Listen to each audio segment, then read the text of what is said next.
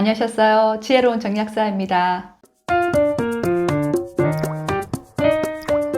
아무리 좋은 두통약을 드시고 두통에 도움되는 영양제를 드셔도 계속 두통으로 시달리는 분들 많으시죠. 그런데 의외로 습관만 바꾸어도 두통에서 빨리 해방될 수가 있습니다. 두통을 일으킬 수 있는 생활 습관들 지금부터 한번 체크해 보시고요. 하루빨리 두통에서 해방되시기를 바랍니다. 두통이 있는 분들 전날 잠을 설치고 나면 머리가 다 아프죠. 이 수면 불량이 두통의 큰 원인이 됩니다. 여러분들 보통 몇 시에 주무시죠? 외국인들이 볼 때 한국은 늦은 밤까지 잠들지 않는 문화라고 해요. 우리가 낮 동안에 햇빛을 보면서 세로토닌이 생성이 되는데요. 빛이 사라졌다는 신호가 뇌에 전달이 되면 그 밤 시간에 멜라토닌으로 전환이 되거든요. 그래서 세로토닌이 낮에 적게 생성이 되면 밤에 멜라토닌도 부족해지기 때문에 수면 장애가 올 수가 있어요. 그래서 낮에 햇빛을 보면서 많이 걸으시면 좋고요. 이 멜라토닌은 보통 8시에 분비가 시작이 되어서 밤 11시가 되면 최고점을 찍는다고 해요. 그래서 가능하면 11시 이전에 주무시는 것이 두통이 있는 분들한테는 좋은 습관이 될 수가 있습니다. 우리가 자는 동안에 신체적인 피로도 풀어주지만 또 하나 뇌를 청소하는 시간을 갖는 거예요. 낮 동안에 여러 대사 활동을 통해서 뇌에도 독소나 염증성 물질이 쌓이죠. 그래서 이 자는 동안에 얘들을 청소를 하는데요. 만약에 수면이 부족하게 되면 뇌 청소하는 시간이 줄어들기 때문에 뇌혈류 순환에 문제가 생겨서 또 두통을 야기시키는 원인이 되죠. 잠을 적게 자면 뇌는 계속 각성된 상태로 있잖아요. 그만큼 뇌의 산소 소비량은 늘어나게 되는데요. 그렇게 되면 뇌의 산소가 부족해지면서 또 두통을 야기하기도 해요. 그리고 비염 있는 분들 같은 경우 두통 많으시잖아요.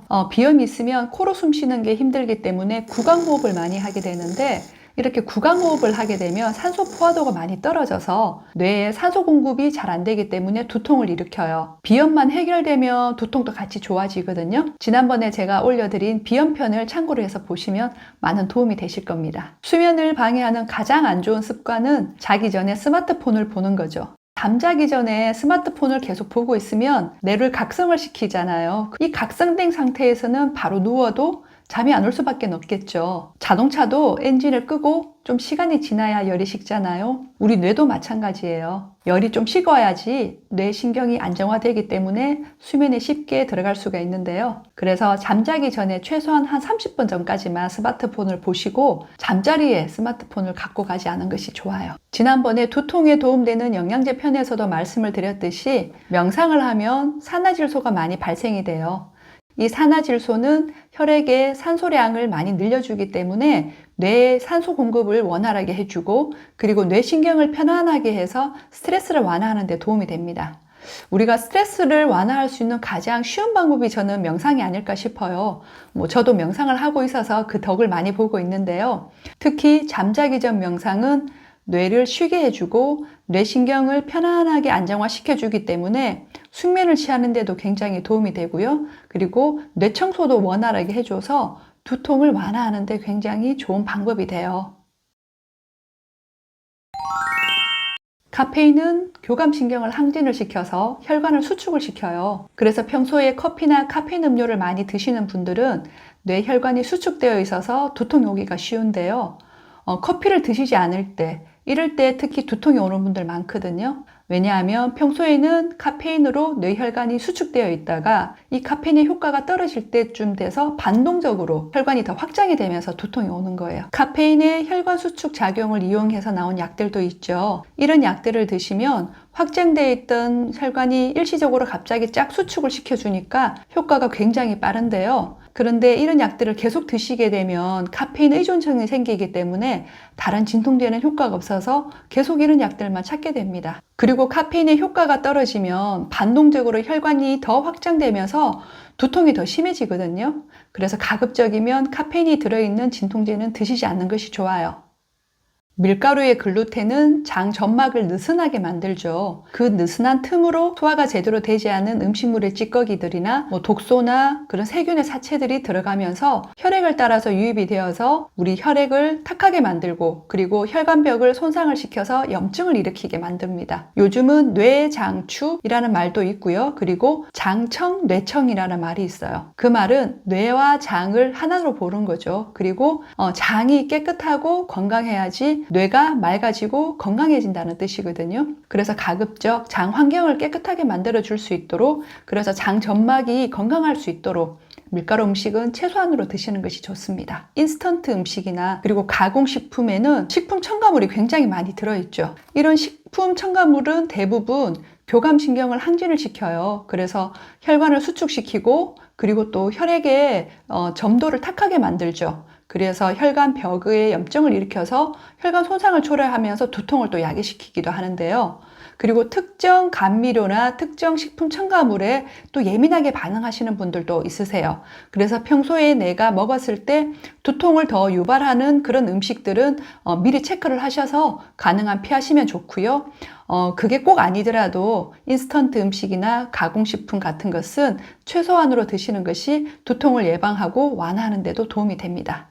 술과 담배가 두통을 유발하는 것은 너무나 기본적으로 알고 계시는 거죠. 우리가 술을 먹게 되면 중간에 분해되는 과정에서 아세트알데하이드라는 물질이 생기잖아요. 이것을 해독하기 위해서는 많은 혈액들이 나와야 되는데 그 혈액을 받기 위해서 혈관이 확장이 되면서 두통이 오는 겁니다. 담배도 두통을 유발하죠. 니코틴은 교감신경을 항진을 시켜서 혈관을 수축을 시키고요. 그래서 뇌로 가는 산소량을 줄어들게 만들고요. 그리고 일산화탄소 같은 경우는 가장 대표적으로 산소 포화도를 떨어뜨리잖아요. 그래서 뇌의 산소량을 부족하게 만들어서 두통을 일으킵니다. 우리 몸은 60%가 물로 되어 있죠. 그런데 뇌는 80%가 물로 되어 있어요. 그만큼 물이 굉장히 뇌의 건강에 중요한 부분을 차지하는데요. 특히나 뇌에 산소가 잘 공급되기 위해서는 혈액의 양이 충분해야 되는데 그 혈액의 95%가 또 물입니다. 그리고 뇌를 청소해주는 뇌 척수액도 거의가 물로 이루어져 있죠. 그래서 이런 염증 물질이나 노폐물이 잘 청소가 되어서 뇌의 그 혈관벽을 손상시키지 않게 하려면 또 물이 많이 필요한 거예요. 그래서 뇌 건강을 위해서 그리고 두통을 예방하고 두통을 완화시키기 위해서는 많은 수분을 평소에 꾸준하게 섭취를 해주시는 것이 좋아요. 오늘부터 커피 대신에 물 한 잔을 더 드시는 습관을 들여보시길 바랍니다. 물을 잘 못 마시는 분들은 제가 지난번 코로나와 관련된 영상에서 물 마시는 팁을 알려드렸는데요. 그걸 보시고 실천해 보시면 많은 도움이 되실 거예요. 그리고 여성분들이 남성분들에 비해서 두통이 더 많은 이유가 이 혈 부족과 연관이 되어 있는데요. 혈액이 부족하게 되면 심장에서는 그 적은 혈액을 가지고 전신으로 돌려야 되기 때문에 과열이 될 수가 있어요. 그래서 혈액도 뜨거워지고 그리고 혈관벽도 열을 받아서 탄력을 잃어버리게 되죠. 그래서 이 혈 부족을 채우기 위해서 물을 또 많이 섭취를 해야 되는데요. 물이 적으면 빨리 끓어오르죠. 우리 혈액도 마찬가지입니다. 혈액량이 적으면 쉽게 열을 받아서 빨리 쫄아버릴 수가 있는데요. 그래서 혈 부족이 있는 경우는 조혈 영양제만 드셔서는 해결이 잘 되지 않은 경우가 있어요. 왜냐하면 전체적인 혈액량이 부족한 경우가 많거든요. 그래서 수분 섭취를 충분히 해서 혈액의 볼륨을 올려주는 것이 이런 혈 부족을 해결하기 위한 기본적인 방법이 됩니다. 몸을 따뜻하게 하고 체온을 상승시키면 혈액순환이 잘 되죠.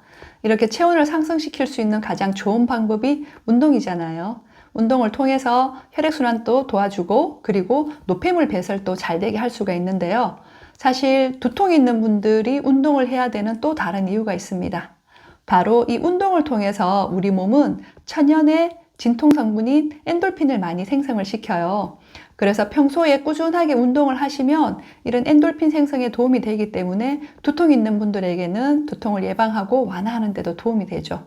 하지만 너무 무리한 운동을 하시면 활성산소가 많이 생겨서 우리 세포를 더 노화를 시키고 혈관벽도 당연히 더 손상을 주게 되겠죠.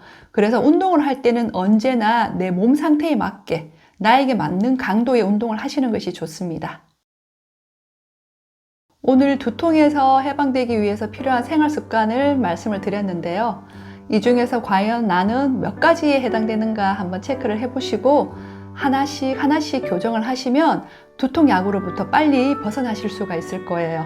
약을 먹고 영양제를 먹는 것보다 습관이 더 중요하다는 거 다시 한번 강조드리고요. 지혜로운 정약사 오늘은 이것으로 마치고요. 다음 시간에 또 유익한 정보로 찾아뵙도록 할게요. 고맙습니다.